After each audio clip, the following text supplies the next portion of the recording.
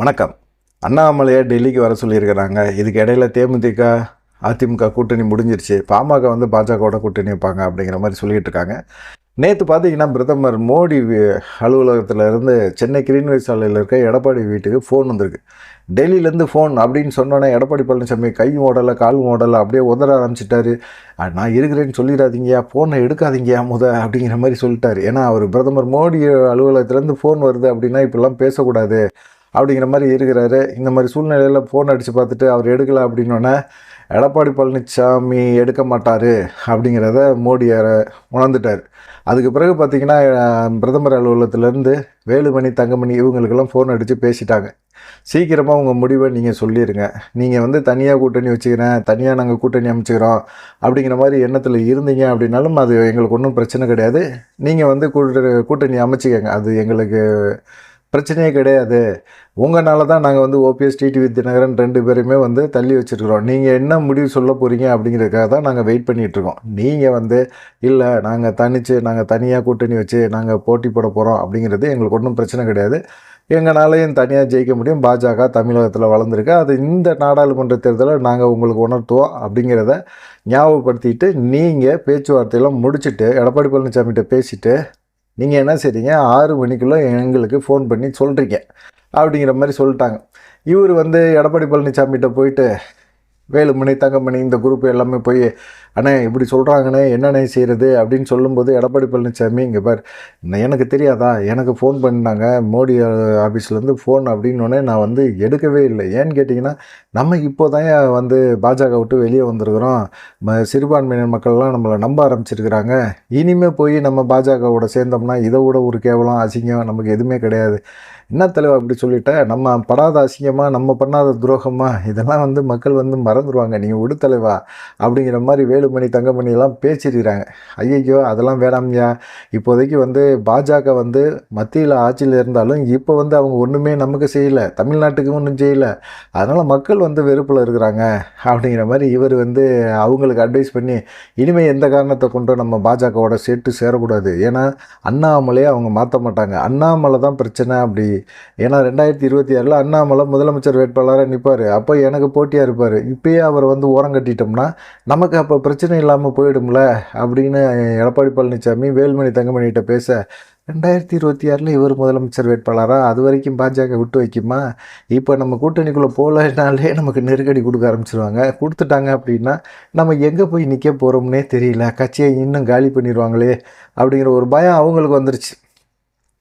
அதுக்கப்புறம் தான் பார்த்தீங்கன்னா டெல்லி மேல் இடத்துலேருந்து அண்ணாமலைக்கு ஃபோன் வந்து வேட்பாளர் பட்டியலோட வாப்பா அப்படின்னோட 39 தொகுதிக்கும் வேட்பாளர் பட்டியலோட அண்ணாமலை கிளம்பி போயிட்டார். இப்போ அண்ணாமலை அங்கே போனோன்னா முதல் கட்டமாக பார்த்திங்கன்னா ஒரு 5லேருந்து ஒரு 10 தொகுதிக்கான வேட்பாளர் பட்டியலை வந்து தமிழ்நாட்டில் வந்து அறிவிப்பாங்க. அப்புறம் 2வது பட்டியலை வந்து கூட்டணியெல்லாம் அமைச்சு முடித்த பிறகு அதை அறிவிக்கிறதுக்கு வாய்ப்புகள் அதிகமாக இருக்குது அப்படின்னு தெரியுது. இப்போ தேமுதிகவோட பேச்சுவார்த்தை முடிச்சாச்சு.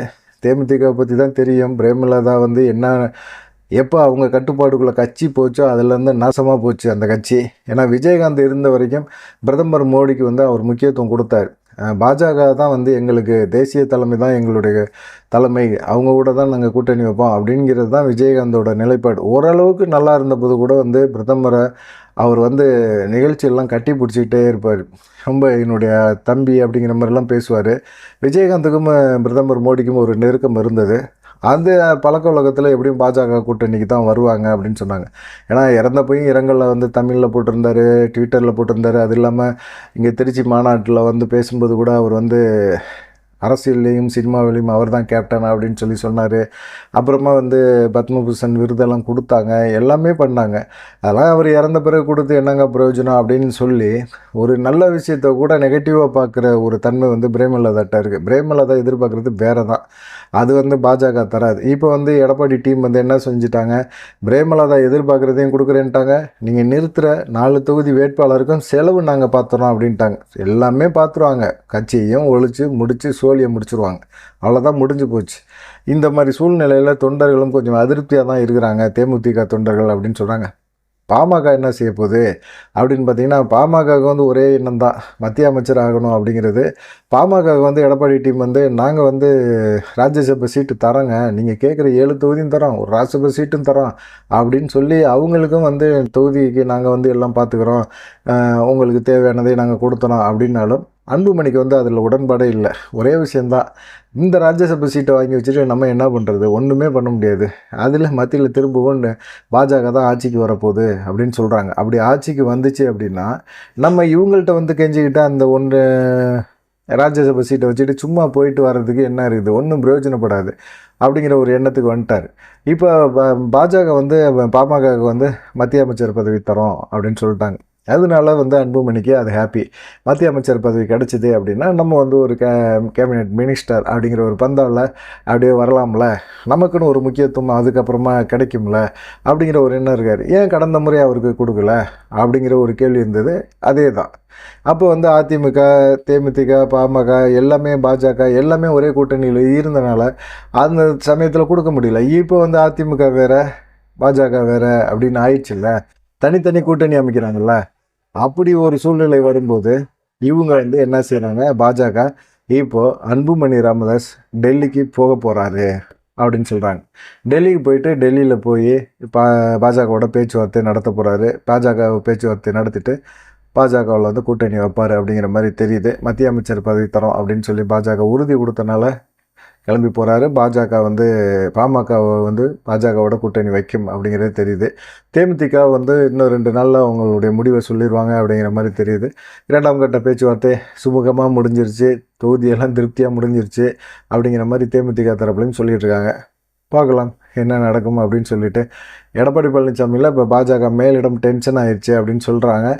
இவர் எடப்பாடி பழனிசாமி மேலே பாஜக மேலிடம் டென்ஷன் ஆச்சு அப்படின்னாலும் கூட நிற்கிறாங்கள்ல, அவங்களுக்கு தான் உழுவும் அடி மடார் மடார்னு அப்படிங்கிற ஒரு பயம் அவங்களுக்கும் இருக்குது. அதுலேயும் குறிப்பாக வேலுமணி, தங்கமணி இவங்களுக்கு தான் ரொம்ப பயத்திலே இருந்துக்கிட்டே இருக்கிறாங்க.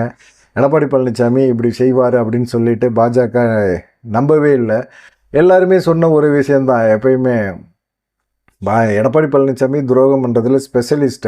அவர் வந்து யார் நல்லது அவருக்கு பண்ணாலும் கடைசியில் அவர் வந்து திரும்பவும் நல்லது பண்ணவே மாட்டார், கெடுதல் தான் பண்ணுவார்.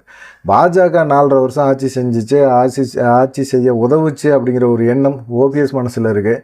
ஆனால் ஓபிஎஸ் பாஜகவுக்கு ஆதரிக்கிறாரு.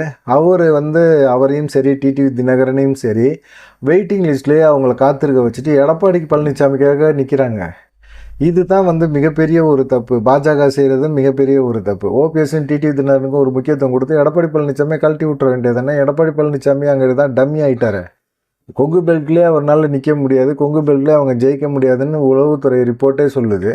அவங்களோட சேர்ந்து தேமுதிக, பாமகலாம் சேர்ந்தால் என்ன நடக்கும், ஓரளவுக்கு ஓட்டு வாங்குவாங்க. ஆனால் கண்டிப்பாக பாமக சேராது அப்படிங்கிற ஒரு முடிவுக்கும் வந்துட்டாங்க. தேமுதிக அதிமுகவோட சேர்ந்து அதுவும் டவுசர் கழட்ட போதாங்க இந்த தேர்தலில் அப்படிங்கிற மாதிரி சொல்கிறாங்க. இப்படி ஒவ்வொரு இதுவுமே பார்த்திங்கன்னா பாஜகவை எதிர்த்துக்கிட்டு இவங்க ஏதாவது பண்ணாங்க அப்படின்னா தேர்தல் சமயத்தில் மிகப்பெரிய ஒரு நெருக்கடியை சந்திக்க வேண்டி வரும் அப்படிங்கிற ஒரு எண்ணத்தில் இருக்கிறாங்க, பயத்துலேயும் இருக்கிறாங்க. பார்க்கலாம் என்ன நடக்கும் அப்படின்னு சொல்லிட்டு. எடப்பாடி பழனிசாமி டீமில் இருக்கிறவங்க ஒவ்வொரு நிமிஷமும் திக்குன்னு தான் இருக்கிறாங்க. என்ன நடக்கும் அப்படிங்கிறத பொறுத்திருந்து பார்ப்போம்.